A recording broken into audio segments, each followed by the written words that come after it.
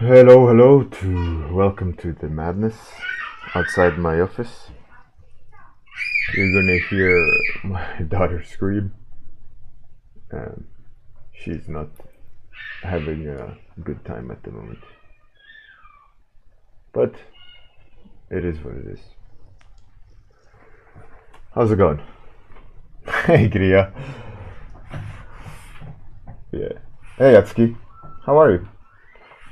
Roller Monster. I really enjoyed your sketch yesterday. The Lightning Queen, Lightning Mermaid. One comment about it would be though that it's a bit noisy. There's no like value and shapes and distancing between details are very evenly spread across. So it becomes this kind of high intensity without resting points. That would be my feedback on your Lightning Mermaid Rolo. The shapes and idea, it's cool. It's just a bit too noisy for my taste, at least. There is power in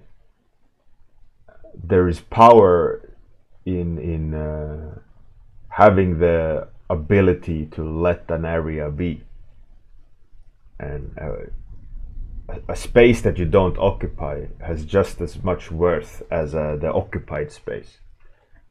So in order to have something feel noisy, you need to have space next to it. And if you spread that information out, that resting space becomes the smaller spaces in between, and it's harder to read.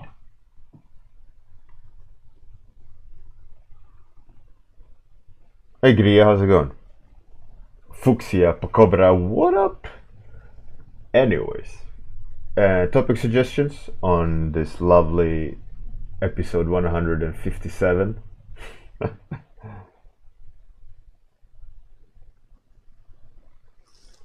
Like if you look at like the Apple logo, the space that's not touched has much value as the space that's the silhouette or the cut, and you get it. I don't need to.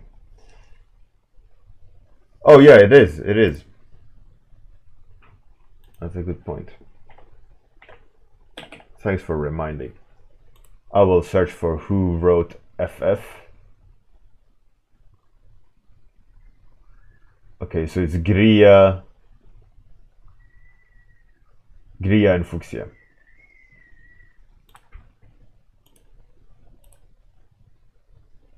Let's open.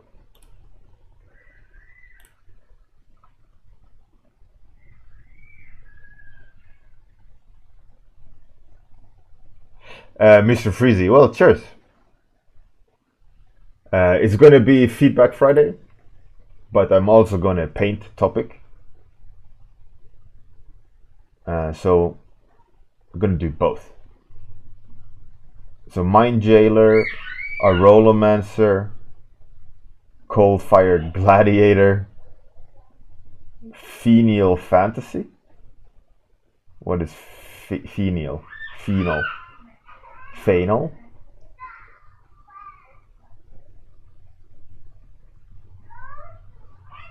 Blood Necromancer. 1, 2, 3, 4, 5, 6. All right.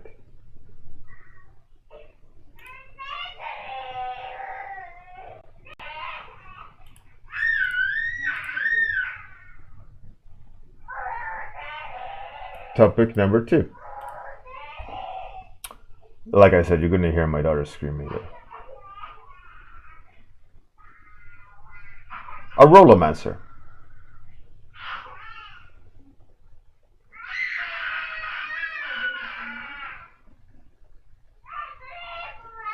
Mr. Freezy. No, it's my daughter. She has a disability. And sometimes she gets like this.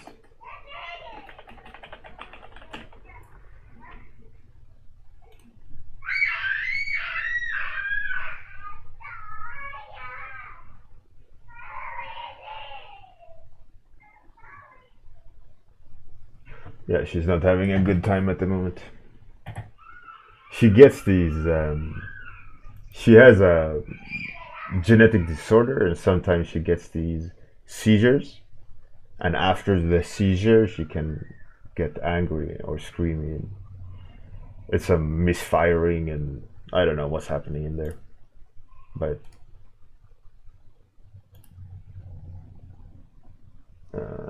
not good. So this is the one I will start talk discussing.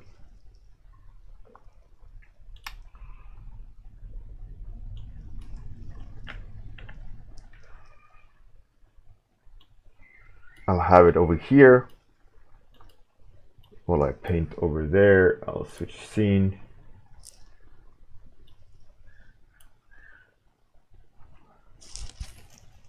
Feedback Friday, first one of the year? No, maybe. I mean, it's not my fault you guys are not writing FF. I don't know. Alright, so looking at Grias, and I'm a Rollermaster. Let's first settle on a there of a Rollermaster. Rollermaster sounds like a rolling wizard. Circular caveman. Okay, caveman magician. By the sound of things, I might need to go and check on my daughter soon if she doesn't calm down. So, on Grias, I think on face value, it's a great sketch when we look at the image from this distance. Let's actually swap so you see it up there.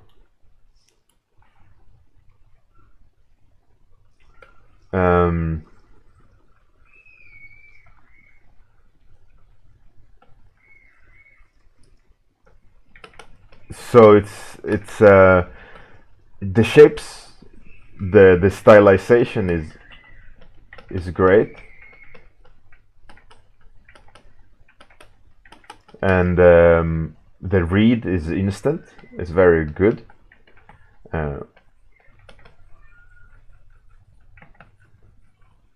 One thing that sticks out though, which hey Mel, one thing that I react to is the kind of simplification of materials. I think that is the one thing that keeps this image back. Is even though the snow can be that smooth, even though like the inside of the wolf can be that simplified, you know, texturally, information wise, it's very simplified. She is the thing that needs to carry the image. So when you go in and look at it, like all the texture stuff here in the background is cool, but she is very flat, and there is no real information in there. The wolf can be like that, but much like the feedback early.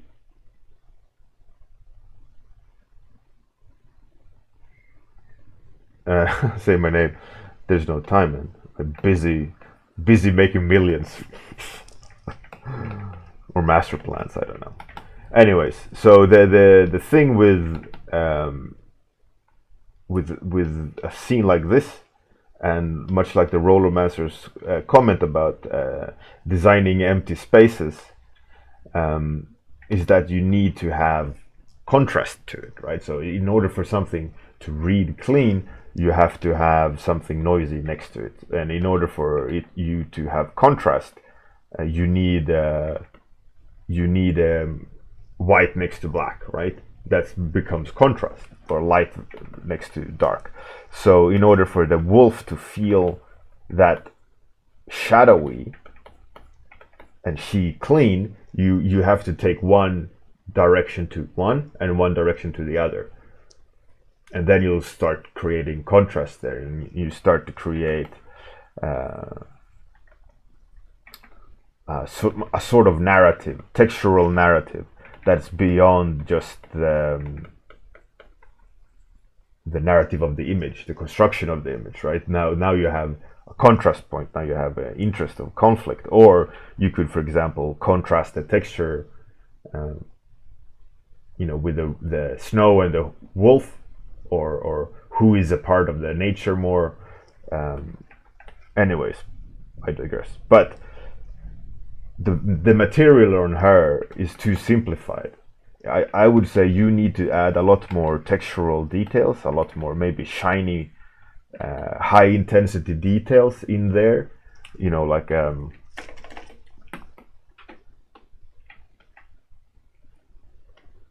like a sort of satin shine, perhaps. Whoops. And if you do that, you would have added extra punch to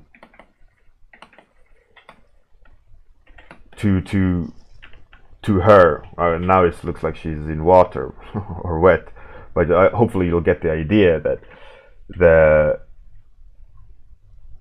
the shift in focus will be different. We will read her materials absolutely differently, and it'll contrast.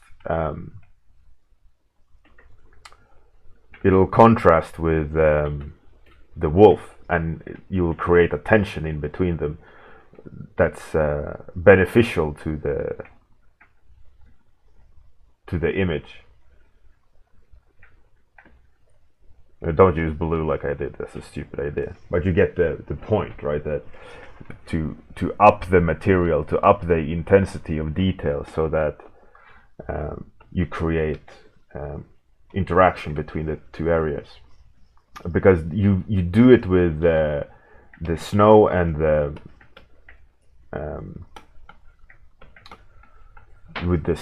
background and the grass. That kind of simplification and intensity of details makes it really, really interesting to look at, right? There's punch there. There's things to rest on. There's things to read, and you create a good relationship between the information.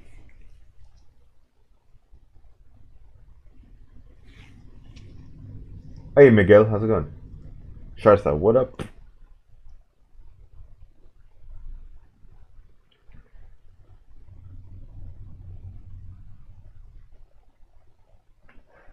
Gria, yeah.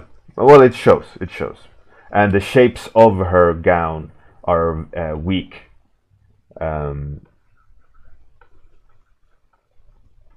What I would have done is looked at reference a lot more. I can clearly see that you've winged the cloth material in her cape, and how it drags and how it hangs.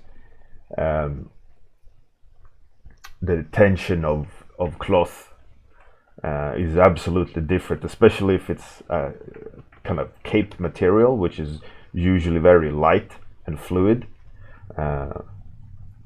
especially in these kind of setups.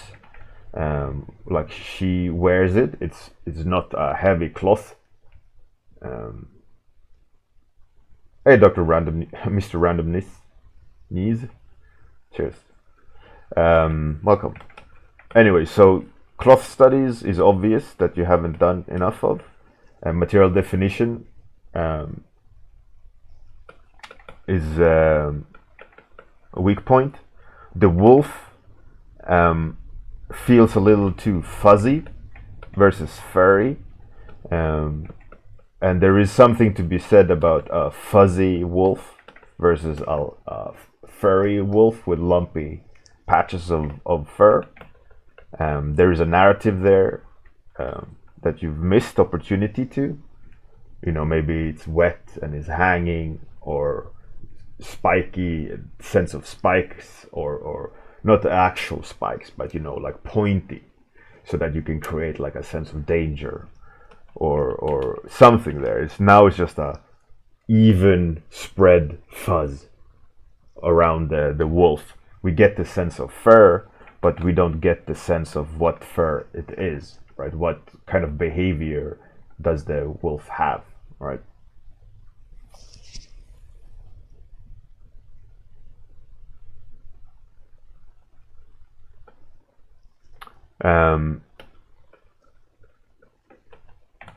So that's like one of the biggest things, right? Because it's the focal point, and that's where we land first, and that's where I would say the image breaks.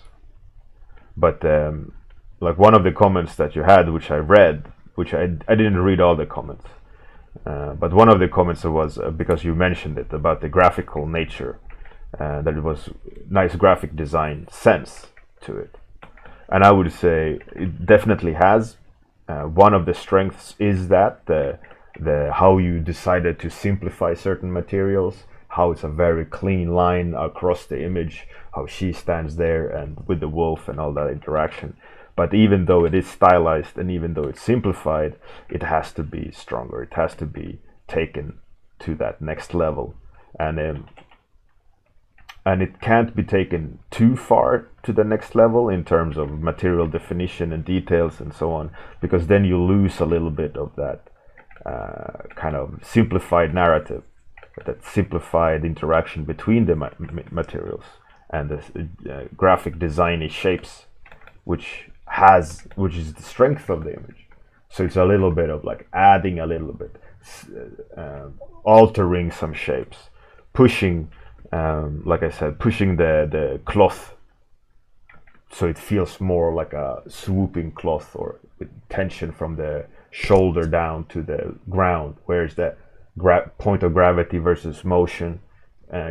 Where does the cloth hang off of? Now it's just like wobbly. Like this is cloth, wobbly cloth.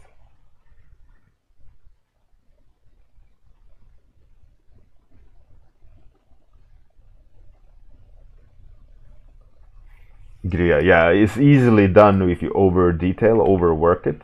So it's a matter of analyzing why it works. In this instance, the graphical nature of it, the cleanliness versus noise.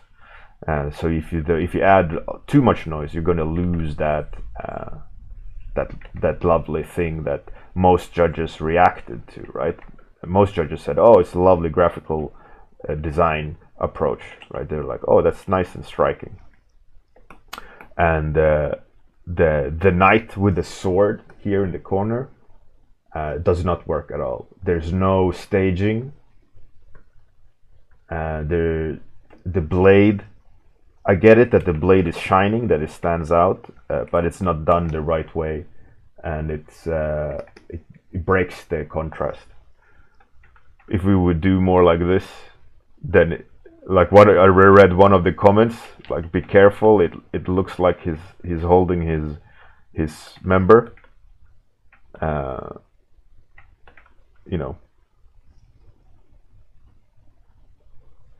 it looks like he's standing and showing himself, if you know what I mean.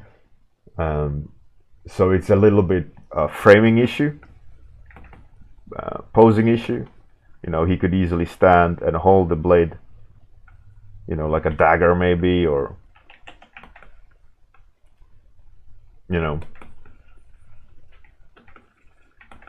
make him alive a little bit more.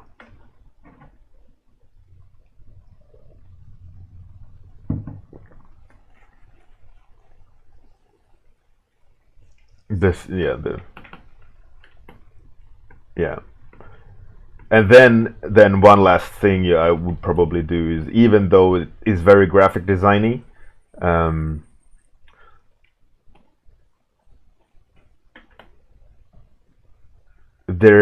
it becomes very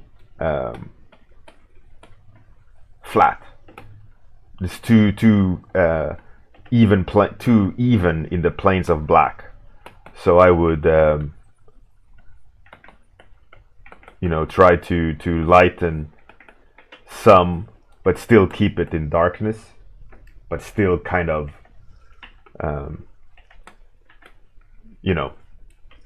don't have it so dead.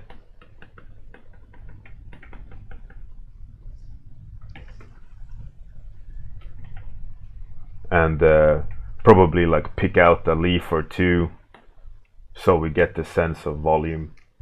So it's not just one-dimensional billboarding.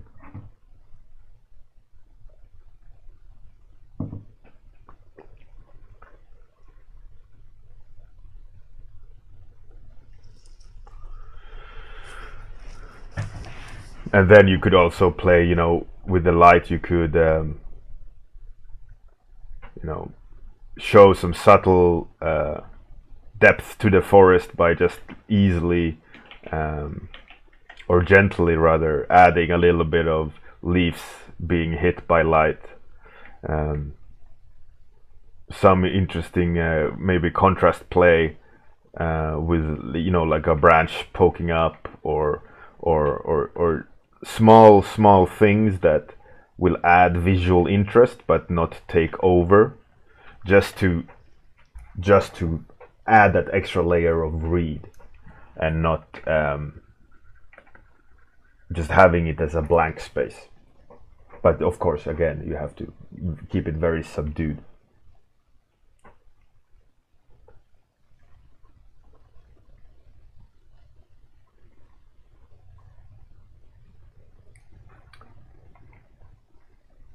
That would be that comment for. That would be all for you, Giria. Okay.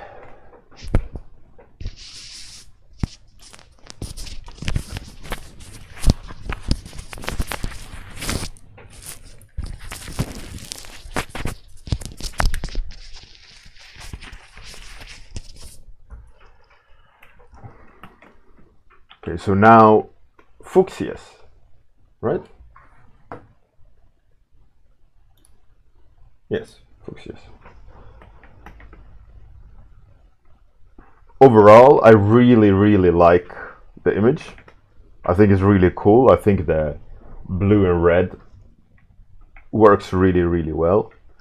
The style reminds me a lot about a guy called Randis Albion. He also made a Red Riding Hood game, actually.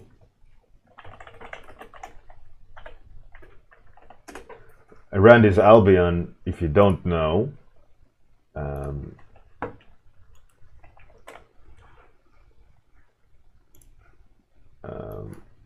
he has this kind of style. He has a kind of a mixed bag, but he can render very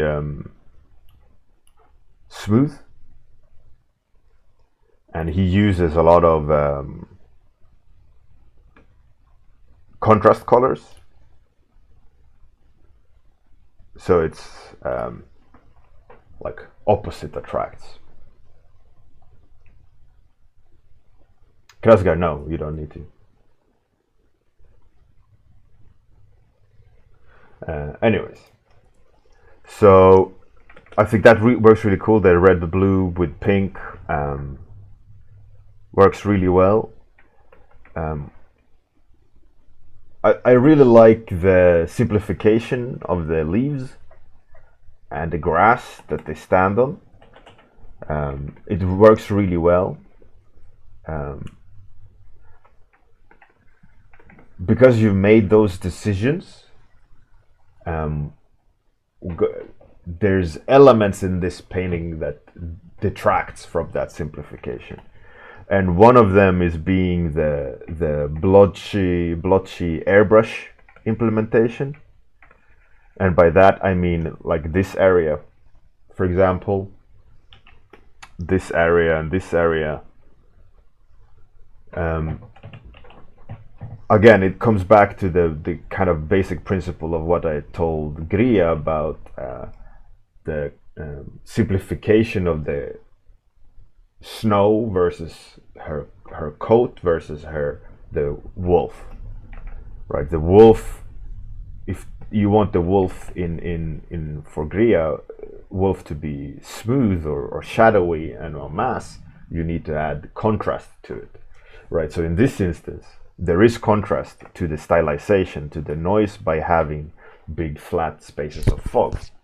But the problem is that the fog isn't as carefully constructed as the stylized grass and leaves. And the trees at places are really lovely stylized as well. But the problem is that it's not the follow through, right? It's kind of halfway going the stylized route with the fog, but it's just like a sloppy airbrush implementation of it. So it detracts a lot. Like if we would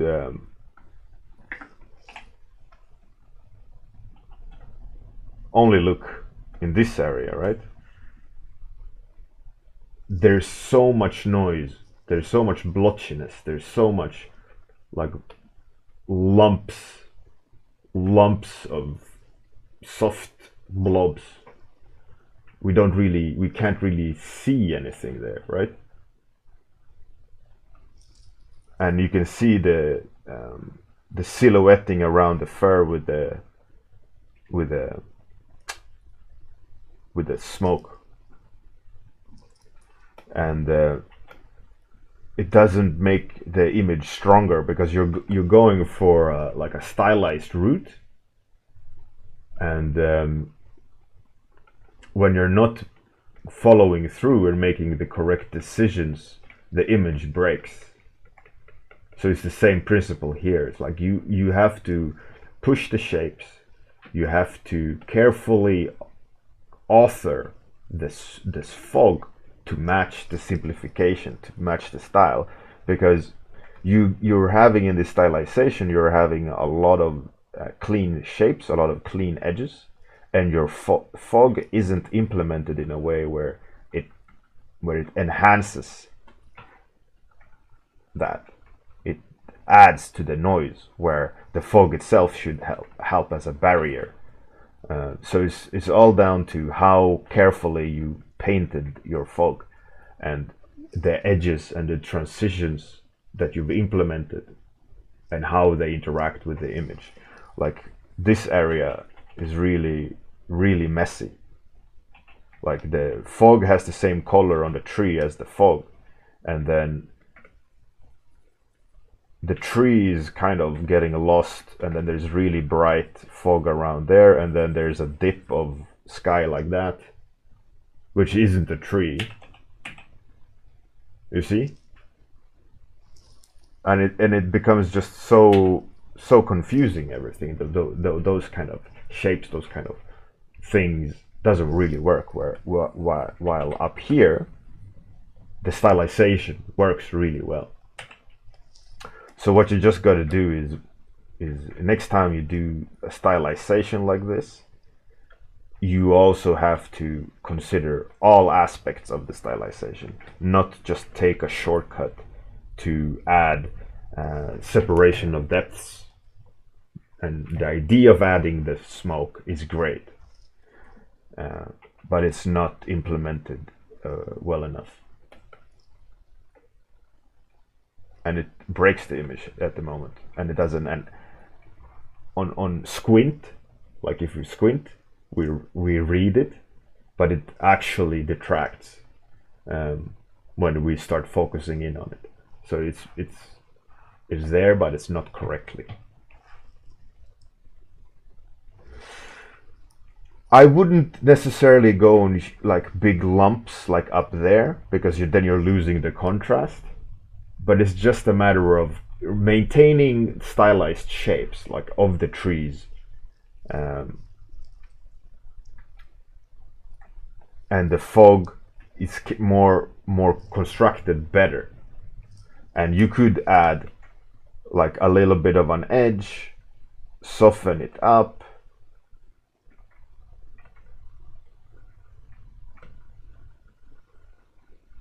like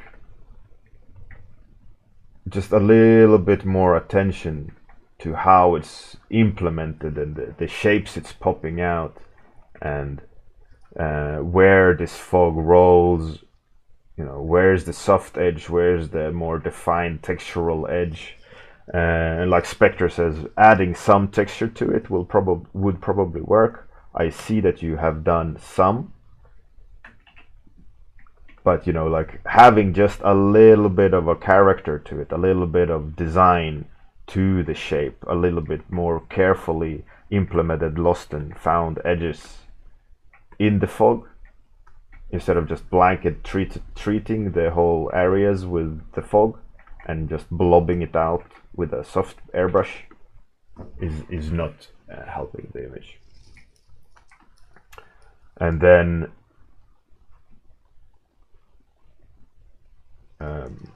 another comment would be the wolf is silhouetted. It makes sense, but it's a little bit taken too far, where you're losing a little bit of the volume, and because you put the soft gradient in him, and it's affecting the subtleties of volume change at the bottom, and then you have had to solve it somehow with how he sits on the hill, and it just kind of becomes too undefined and blotchy again, or like a blobby, right?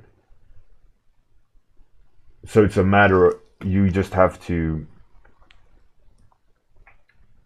I would have bounced not with fog, but with bounce light from the hill, and you wouldn't have the struggle to solve the volume change with the fog because of its pink, and then you're flattening the depth.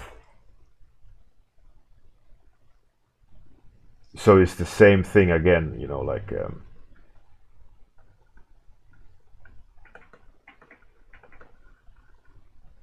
it's a matter of finding the correct way of solving solving the issues, and not taking shortcuts in implementation.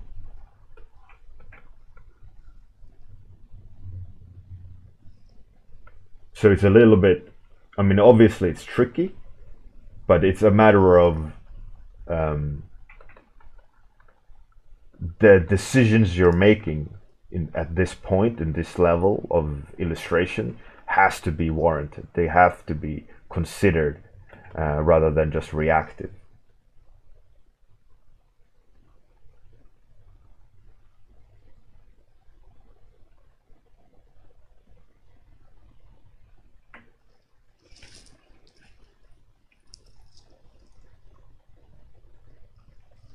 Fuchsia, yeah, I could see you adding the pink to help solve the depth issue, and have him placed. But a lot of these things, you have to decide on, what is the narrative, what is the point, and also the stylization of his hand is a little bit lost. It's a bit too noisy, the elements of information. It's all about simplifying and keeping the edges of the shapes interesting and strong versus high intensity noise. But overall, like I said, the image is great. You just need to arrange information a lot better.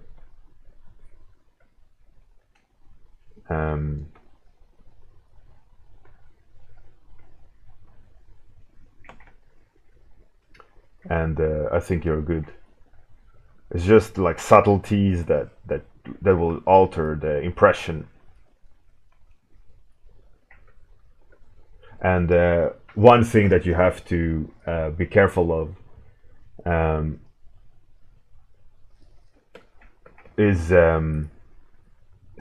I call it billboarding. It's when you add a highlight to any volume, or a rim light to any volume, without considering the rotation and angle towards the light source that it's being hit with. And what happens then is that you create billboard depth cardboard people.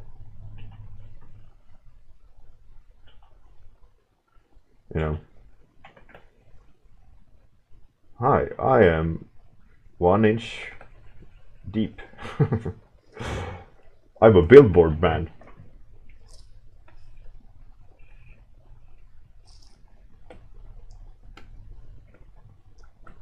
So that's a big issue with rim lighting that a lot of people do. They don't consider rotation and form, and they just think, oh, this edge faces left, then it needs a rim light.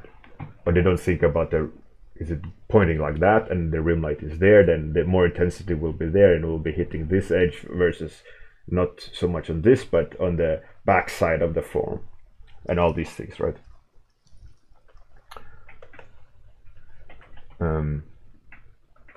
And that's prevalent in your image. Not overly bad, but it is a rookie mistake of someone. I'm not saying like a beginner mistake, but a beginner mistake on someone who hasn't studied rim light and how it actually wraps around volume.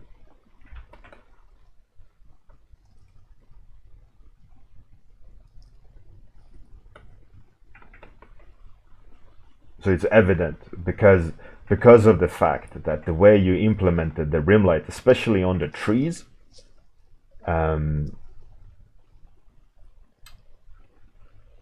flattens the trees.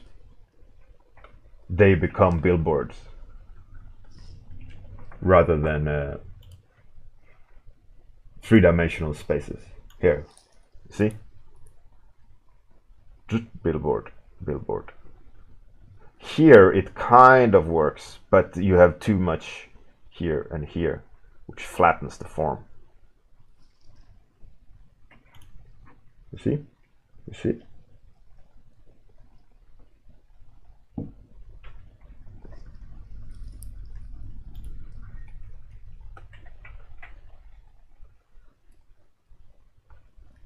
Time is up.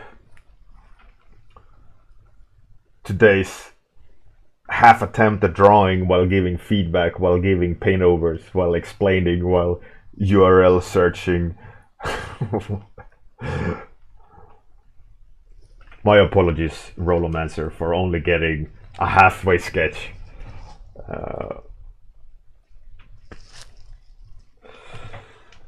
But I like the Rollomancer, whatever Rollomancer is. I enjoyed it. I wish I had more time to draw the Rollomancer. Should almost honor it and spend some more time on it and draw it fully.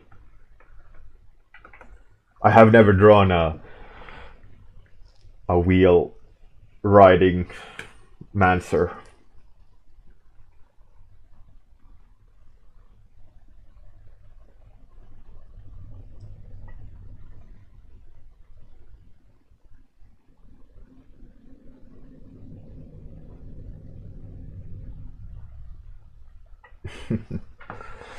All right, people. All right. Happy Friday, everyone. Hopefully you'll have a great Friday. Good day if you're in this part of the world. Have a great night if you're going to bed. I will find someone to raid. Hopefully I'll have someone.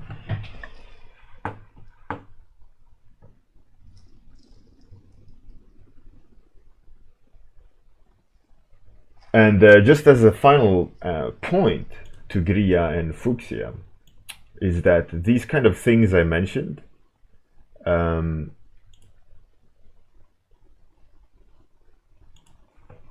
is these kind of adjustments that I've kind of hammered you with. These things you can save the painting at a later point with the fact, right? Rather than that it has to be planned as you're starting off.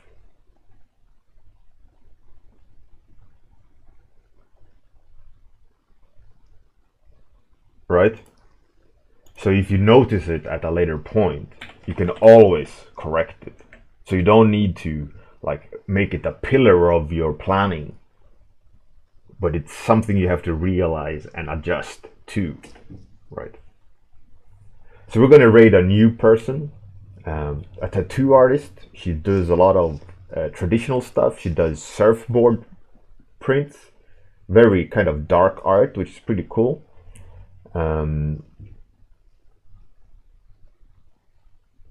But yeah, so let's rate her and see what that's all about. I've never rated her before, but I followed her because of she drew surfboard. It's really cool. Anyways, have a good one, everyone. Outro. See you Monday at least. Toodles.